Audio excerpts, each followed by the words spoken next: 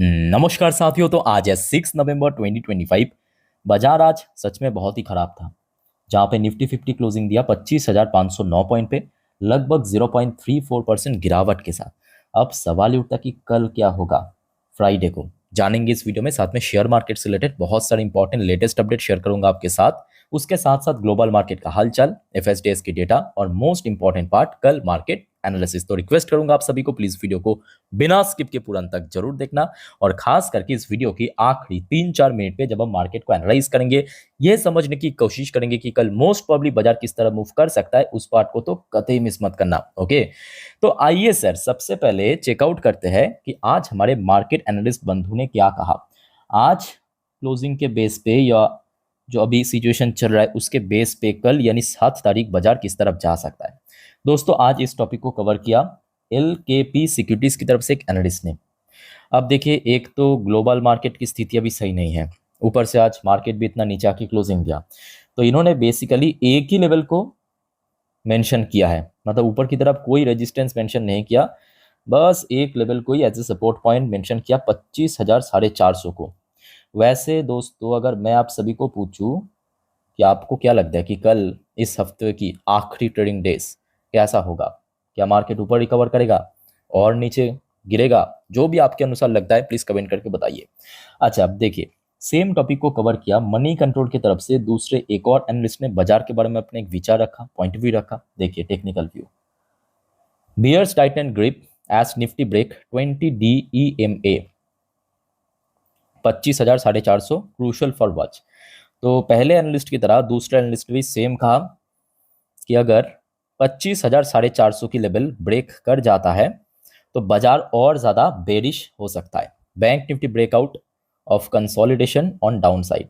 अच्छा, साथ में देखिए इन्होंने एक रेंज भी मेंशन किया, नीचे की तरफ 25,000 और ऊपर की तरफ 26,000 पॉइंट की रेंज। ओके, सो इस टॉपिक को तो इस वीडियो की आखिरी 3-4 मिनट में हम और डिटेल में अच्छे से एक्सप्लेन करेंगे, बट उसके पहले साथियों आज बहुत सारे इंपॉर्टेंट इकोनॉमिकल डेटा, कुछ इंपॉर्टेंट लेटेस्ट अपडेट रिपोर्ट आपके साथ में शेयर करूंगा। खास करके AI बबल से रिलेटेड ढेरों सारे रिपोर्ट आउट हुआ है और जिसका परिणाम आई थिंक कि अगले कुछ दिनों में देखने को मिलेगा ट्रेडिंग डेज में। तो इस बार में डिटेल में चर्चा करेंगे, तो थोड़ा पेशेंसली स्टेप बाय स्टेप करके ध्यान से सुनिए और समझिए। सबसे पहले हम बात करेंगे कुछ इंपॉर्टेंट इकोनॉमिकल डेटा जो आज मैं आपको दिन की फर्स्ट वीडियो में शेयर किया हूं। अगर आपने देख लिया बहुत बढ़िया, अगर आपने नहीं देखा तो थोड़ा सा देख लीजिए। भारत की सर्विस PMI डेटा जो कि प्रीवियस मंथ पे था 60.9, फोरकास्ट आया था 58.8, इस बार एक्चुअल डेटा आया है 58.9। बाय द वे ये डेटा मैं आपको ऑलरेडी इंस्टाग्राम में दे चुका हूँ, इंस्टाग्राम स्टोरी में। तो साथियों आप में से अगर कोई इंस्टाग्राम में है तो काइंडली मुझे फॉलो करके रखना, लिंक आपको नीचे डिस्क्रिप्शन बॉक्स में मिल जाएगा, वहाँ पे मैं टाइम टू टाइम जानकारी वगैरह देता रहता हूँ, डेटा वगैरह, ठीक है। अच्छा, वैसे आज जापान का भी सर्विस PMI डेटा आउट हुआ। प्रीवियस मंथ पे जो था 53.3, इस बार फोरकास्ट आया 52.4। एक्चुअल डेटा थोड़ा सा बेटर रहा, बट मंथली बेसिस पे थोड़ा ड्रॉप हुआ, बट फोरकास्ट के बेसिस पे थोड़ा सा ठीक रहा 53.1। अच्छा, इसके साथ साथ साथियों आज यूके का भी सर्विस PMI डेटा आउट हुआ, just like India and Japan. Previous month पे था 50.8, फोरकास्ट आया था 51.1, एक्चुअल डेटा आया है 52.3। तो मतलब मंथली बेसिस पे भी काफी अच्छे इंक्रीज किया, इवन फोरकास्ट को भी बीट कर दिया। तो यूके की सर्विस PMI डेटा काफी बढ़िया था। अच्छा, इसके साथ साथ आप जरा ये भी देखिए, आज इंग्लैंड की जो सेंट्रल बैंक यानी बैंक ऑफ इंग्लैंड की पॉलिसी मीटिंग था और इस बार अनचेंज रखा है जो पॉलिसी रेट है 4%, because of uncertainty, lots of geopolitical issues. Bank of England hold rate at 4% ahead of UK budget. Okay, so let's see आगे क्या होता है। बहुत सारे बैंक हमने देखा कि रिसेंटली जो अपना पॉलिसी में कोई बदलाव नहीं किया, बस अभी वेट एंड वॉच कर रहा है, क्योंकि सच में अभी बहुत ज़्यादा अनसर्टन पोजीशन पे हम आ चुका है। अच्छा, नेक्स्ट हम बात करेंगे एक मार्केट एनालिस्ट जिनका नाम है संजय पारीक। तो संजय पारीक जी की तरफ से कहा गया buy on dip earning recovery to lift market. तो देखिए इनके बात मैं समझ सकता हूँ, बट यहाँ पे मैं आप सभी को कहूँगा, देखिए इन्होंने बेसिकली जो बाजार में गिरावट होगा उस पॉइंट ऑफ व्यू से कहा कि देखिए अगर बाजार में गिरावट होता है तो यहाँ पे आप चाहे तो बाय ऑन डिप में जा सकते हो। और दूसरा पॉइंट इन्होंने ये भी मेंशन किया, अर्निंग रिकवरी अगर हो गया तो कहीं ना कहीं बाजार में रिकवर भी हो सकता है, जो कि Q2 हमने देखा पहले से थोड़ा बेटर है। हम ये नहीं कह सकते कि बहुत अच्छा रहा Q2 इस बार जितने भी कंपनी की रिजल्ट आउट हुआ, बट पहले से काफी बेटर है, ये हम कह सकते हैं, ठीक है। और हमेशा जिस वजह से मैं बार बार कहता हूँ कि देखिए, चाहे कोई भी शेयर में, कंपनी में आपने निवेश किया, XYZ कुछ भी हो सकता है, बट वहां पे थोड़ा पेशेंस रखिए, ठीक है। देखिए, निवेश करना बड़ी बात नहीं है, निवेश करने में बस कुछ ही सेकंड लगता है, कुछ ही सेकंड लगता है सीरियसली। बट उसके बाद का जो सफर है ना, वो बहुत इंपॉर्टेंट है, वो बहुत मुश्किल है। क्योंकि देखिए, मार्केट में जैसे रिकवरी एक फेज है, ठीक, गिरावट भी एक फेज है। कभी कभी बाजार कंसोलिडेट करता है सालों भर, उसके बाद रिकवर करता है, तो ये सब अलग अलग फेज है। यहाँ पे आपको थोड़ा पेशेंस रखना आवश्यक है। अच्छा, उसके बाद हम बात करेंगे भारत की वित्त मंत्री निर्मला सीतारामन जी की तरफ से कुछ इंपॉर्टेंट स्टेटमेंट जरा देखिए। Global value chain going through disrupt phase, और इनके बाद से मैं कहूँगा 100% सही भी है, बिकॉज आज जो जियोपॉलिटिकल इश्यूज या अनसर्टेनिटी, बात तो सही है। अच्छा, उसके साथ साथ एक और रिपोर्ट जरा आप देखिए, और इस बारे में आप लोगों का क्या विचार है, प्लीज कमेंट करके बताइएगा जरूर। बैंक यूनियन क्रिटिसाइज, अच्छा क्यों? एफएम मतलब finance minister remark on privatisation, demand strengthening of PSU bank. मैं कहूंगा यहाँ पे 100% सहमत हूं मैं एफएम के साथ, एफएम के साथ, नॉट बैंक यूनियन। क्योंकि देखिए, इन लोगों की दिक्कत कहाँ पे है? सरकारी बैंक की बाबू काम धाम नहीं करते। अब जैसे ही बैंक प्राइवेटाइज हो जाएगा ना, काम करना पड़ेगा, क्योंकि प्राइवेट प्लेयर आ जाएगा, है ना। और ये चीज मैं कहूँगा बहुत बहुत सही हो रहा है। ये जो सरकारी बैंक को अगर प्राइवेटाइज किया गया या फ्यूचर में, बहुत सही होगा और काम जल्दी जल्दी होगा। आई थिंक आप लोगों ने भी ये नोटिस किया होगा। आप कोई भी पीएसयू बैंक मतलब सरकारी बैंक कोई भी हो सकता है, XYZ, वहां पे गया, और आपने कोई अगर प्राइवेट बैंक में गया, दोनों में जो वो होता है ना, बिहेवियर, वो बहुत फर्क फर्क होता है। मतलब एक एग्जांपल दे रहा हूँ कि पीएसयू बैंक में जब आप जाते हो ना, वहां पे आपको सर बोलना बोलना कहना पड़ता है वहां के जो मैनेजर है, कैशियर को। बट जब आप कोई प्राइवेट बैंक में जाते हो, वो लोग आपको सर कहते हैं, है कि नहीं? तो मैं कहूँगा बहुत सही चल रहा है यहाँ पे, बहुत सही हो रहा है, फुल सपोर्ट है एफएम के साथ। अच्छा, उसके बाद एक और रिपोर्ट जरा आप देखिए। India Inc's half time scorecard, earning upgrade outpace downgrade. तो एक्चुअली देखिए, अभी तक जितने भी निफ्टी 50 की कंपनी की रिजल्ट आउट हुआ है, लगभग 27 के आसपास कंपनी अपना अर्निंग प्रेजेंट कर चुका है। तो ओवरऑल बात करें, सितंबर क्वार्टर में ईयर ऑन ईयर बेसिस पे 9% की हमें प्रॉफिट ग्रोथ हमें देखने को मिला, और एबिडा में लगभग 8% के आसपास हमें ग्रोथ देखने को मिला। यानी पहले से थोड़ा बेटर हो रहा है, और उतना भी अच्छा नहीं है। अच्छा, उसके बाद एक और रिपोर्ट जरा आप देखिए। State Bank of India board approves selling 6.3% stake in SBI fund management via IPO. तो बहुत जल्दी एसबीआई ग्रुप की एक आईपीओ बाजार में भी लॉन्च हो सकता है, जिस पे एसबीआई जो है मतलब स्टेट बैंक ऑफ इंडिया लगभग 6.3% के आसपास अपना स्टेक सेल कर सकता है। आज उसके साथ आप देखिए, आज कुछ ब्लॉक डील के थ्रू यहाँ पे कुछ हैंड चेंज हुआ है, जैसे कि महिंद्रा एंड महिंद्रा ने आरबीएल बैंक के अंदर लगभग 678 करोड़ की शेयर बेच के निकल गया, और दूसरी तरफ टाइगर ग्लोबल ने बेचा है एंटायर स्टेक एथर एनर्जी के अंदर, ठीक है। अच्छा, उसके बाद एक और रिपोर्ट जरा आप देखिए। Hindalco, Hindalco share I think आप लोगों ने भी नोटिस किया होगा, आज लगभग 7% के आसपास क्रैश कर गया। इसके पीछे मेन कारण क्या है? हिंडाल्को की जो यूएस यूनिट है, यूएस में जो सब्सिडरी कंपनी है, वहां पे कुछ फायर लगने की इशू आया है, मतलब जो आग लग गया, ठीक है, जिसमें लगभग $650 मिलियन की इम्पैक्ट हो सकता है, ऐसा सुनने को मिला। और शेयर जो है आज लगभग 7% के आसपास क्रैश कर गया। ओके, अच्छा, उसके बाद चलिए कुछ एआई बबल के ऊपर इंपॉर्टेंट अपडेट है। अच्छा, थोड़ा सा मैं आपको ये जानकारी भी दे देता हूँ कि वैसे तो आज बहुत सारी कंपनी की रिजल्ट आउट हुआ है 6 तारीख को। सो ऑलरेडी मैं आपको पिछले 3 वीडियो में दे चुका हूँ, एनएचपीसी वगैरह और भी बहुत सारे कंपनी। तो अगर आपने नहीं देखा साथियों, प्लीज़ इस वीडियो को कंप्लीट करने के बाद चैनल पे विजिट करके चेकआउट करके जरूर आइए। और कल याद रखना, ढेरों सारी कंपनी, मतलब लाइन लग चुका है कंपनी की, रिजल्ट आउट होगा, जानकारी आपको मैं दे दूंगा। थोड़ा सा आप नाम देख लीजिए फटाफट, ठीक है। देखिए, अच्छा शुरू करेंगे यहाँ से, बस आप देखते जाइए, मैं आपको धीरे धीरे स्क्रॉल करके दिखा रहा हूँ, ठीक है। आप चाहे तो वीडियो को पॉज करके देख सकते हो। ये देखिए, बजाज ऑटो, बड़े कंपनी, निफ्टी 50 की शेयर, बजाज ऑटो की कल रिजल्ट आउट होगा। अच्छा, इसके अलावा बहुत सारी कंपनी हैं, छोटे मोटे। फाइन ऑर्गेनिक की कल रिजल्ट आउट होगा, केमिकल कंपनी। हिंडल, अच्छा हिंडाल्को की रिजल्ट आउट होगा कल, अभी अभी हिंडाल्को के बारे में भी हम लोग चर्चा किए। हिंडाल्को की रिजल्ट आउट, अच्छा कल कल्याण ज्वेलर्स की रिजल्ट आउट है, कल्याण ज्वेलर्स की रिजल्ट आउट होगा। किम्स की रिजल्ट आउट होगा, केपीआई ग्रीन की रिजल्ट आउट होगा। हम्म, नाइका की रिजल्ट आउट होगा। पीएफसी की रिजल्ट आउट होगा, डिविडेंड भी देगा पावर फाइनेंस, ठीक है। बस आप देखते जाइए, मैं आपको धीरे धीरे स्क्रॉल करके दिखा रहा हूँ। स्पाइस जेट की रिजल्ट आउट होगा, ट्राइडेंट लिमिटेड, ट्रेंड लिमिटेड की रिजल्ट आउट होगा, टोरेंट फार्मा की रिजल्ट आउट होगा, ठीक है।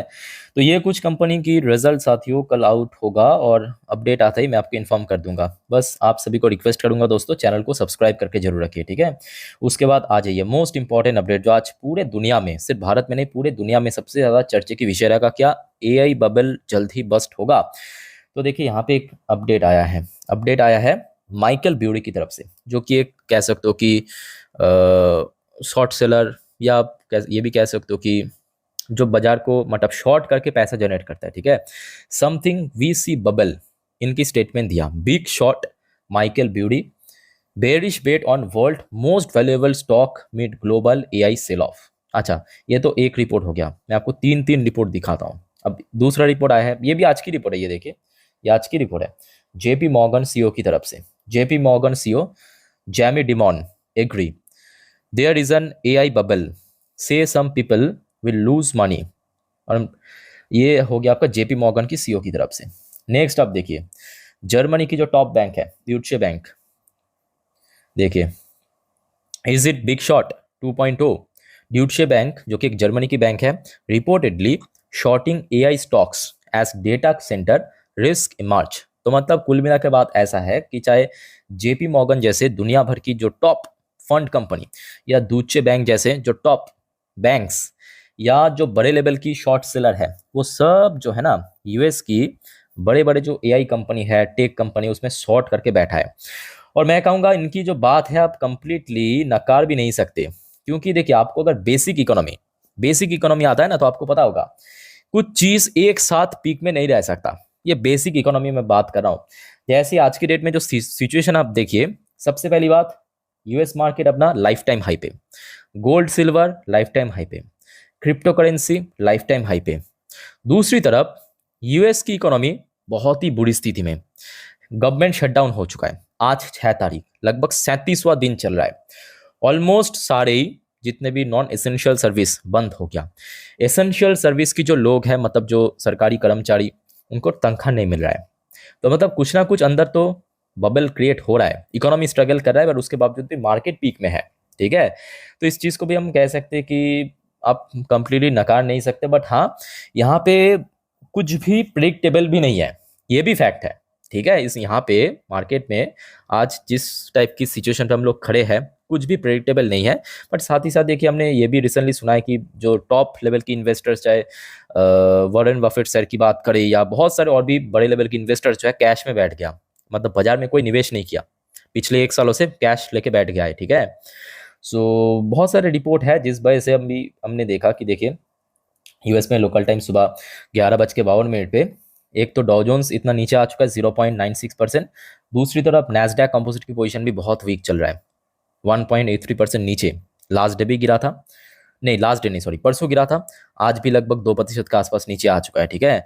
अच्छा, बाय द वे साथियों, एक और बात मैं बताना भूल गया, इसके बाद जो नेक्स्ट वीडियो आएगा रात की 12 बजे की अपडेट, जिस पर हम जियोपॉलिटिकल टॉपिक को कवर करते हैं, उसको देखना मत भूलिएगा, बहुत सारे इंपॉर्टेंट इंटरेस्टिंग सी फैक्टर्स है, ठीक है।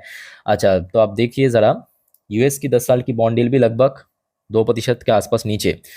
क्रूड ऑयल की प्राइस में फिर भी मैं कहूँगा सही है, उतना भी ज़्यादा नीचे नहीं है। अच्छा, इंडियन करेंसी की वैल्यूएशन फिर भी सही चला। अच्छा, एक और बात यहाँ पे मैं ऐड करना चाहूँगा, देखिए अगर मान लीजिए कि फ्यूचर में, देखिए कुछ भी हो सकता है, कंप्लीटली अनसर्टेन एक पोजीशन पे हम लोग खड़े हैं, तो मान लीजिए कि फ्यूचर में कोई बड़ा यहाँ पे बबल बस्ट हुआ, बाजार में क्रैश हुआ, तो मैं यहाँ पे कहूँगा कि शॉर्ट टर्म बेसिस पे इंडियन मार्केट की इम्पैक्ट आएगा। बट दूसरी तरफ भारत के लिए बेनिफिट, बहुत ज़्यादा बेनिफिट होगा, क्योंकि एफआईएस की जब सेल ऑफ बढ़ेगा यूएस में, वो पैसा आएगा एशिया, जो एशियन पैसिफिक जोन, इस तरफ भारत, चाइना इस तरफ, साउथ कोरिया इस तरफ। तो जिस वजह से मैं कहूँगा मिड टर्म में बहुत बेनिफिट मिलेगा। सो क्लियर हो चुका है। तो देखिए आपको मैं कहूँगा बहुत ज़्यादा टेंशन करने की या चिंता करने की जरूरत नहीं है, डिसिप्लिन तरीके से काम कीजिए, पेशेंस रखिए, बस सिंपल, इससे ज़्यादा और कुछ नहीं। अगर आपके पास फंड है, कैपिटल है, तो निवेश कीजिए, अदरवाइज सिंपल कुछ करने की जरूरत नहीं है, बस देखते जाइए, अपडेट लेते रहिए। अच्छा, विप्रो लिमिटेड एडीआर वर्जन फिलहाल थोड़ा बहुत weak, Infosys limited ADR version भी थोड़ा वीक, 1.37% नीचे। अच्छा, आपके एचडीएफसी बैंक के एडीआर वर्जन भी थोड़ा नीचे ही चल रहा है, 0.42% नीचे। अच्छा, आईसीआईसी बैंक की एडीआर वर्जन भी लगभग 1.78% नीचे आ चुका है, ठीक है। और फिलहाल मैं कहूँगा गिफ्ट निफ्टी की पोजीशन भी कुछ खास नहीं है। देखिए एक बार मैं आपको दिखा देता हूँ। अच्छा, तो अभी ये वीडियो मैं रिकॉर्ड कर रहा हूँ रात 10 बज के 24 मिनट के आसपास। ये देखिए गिफ्ट निफ्टी की पोजीशन 25,475 पॉइंट पे। साथियों याद रखिए ये नवंबर की फ्यूचर है, मतलब इसके प्रीमियम भी है। मतलब आज जहाँ पे निफ्टी 50 क्लोजिंग दिया वहां से नीचे है एक्चुअली। तो पोजिशनल वाइज काफी वीक, सीरियसली काफी वीक, ठीक है। अब देखिए रातों रात कुछ भी बदल सकता है, ये भी याद रखिए, क्योंकि कल रात में जब आपको मैं दिखाया था 10:30 वाली वीडियो में गिफ्ट निफ्टी की पोजीशन कितना बढ़िया था, आज सुबह देखिए रातों रात बदल गया ना। तो ऐसा अगर कुछ न्यूज़ या खबर आ गया तो डोंट वरी, मैं आपको जानकारी दे दूंगा इंस्टाग्राम स्टोरी में। सो दोस्तों आप में से कोई इंस्टाग्राम में है तो काइंडली मुझे फॉलो करके जरूर रखना। मैं बार बार कहता हूँ क्योंकि मिडनाइट पे, अर्ली मॉर्निंग पे कभी भी कुछ भी अपडेट आ सकता है, मैं वहाँ पे दे देता हूँ जानकारी, ठीक है। अच्छा, फिलहाल आज तो एफएस की सेल ऑफ हुआ है जो कि एक्सपेक्टेशन था 3,263 करोड़ की शेयर। इवन डीएस ने आज बाई भी किया 5,283 करोड़ की शेयर।